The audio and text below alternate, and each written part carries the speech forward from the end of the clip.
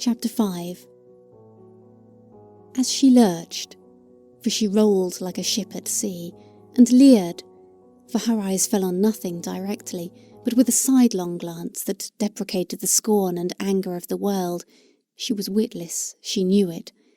As she clutched the banisters and hauled herself upstairs, and rolled from room to room, she sang.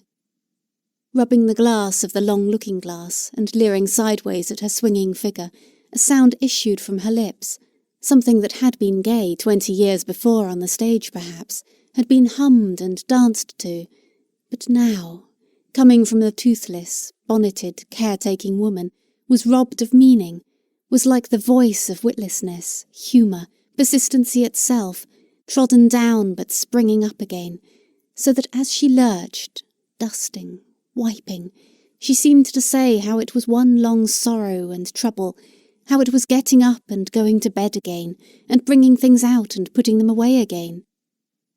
It was not easy or snug, this world she had known for close on 70 years. Bowed down she was with weariness.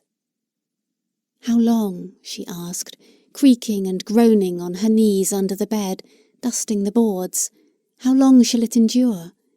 But hobbled to her feet again, pulled herself up, and again with her sidelong leer which slipped and turned aside even from her own face and her own sorrows, stood and gaped in the glass, aimlessly smiling, and began again the old amble and hobble, taking up mats, putting down china, looking sideways in the glass, as if, after all, she had her consolations, as if indeed there twined about her dirge some incorrigible hope.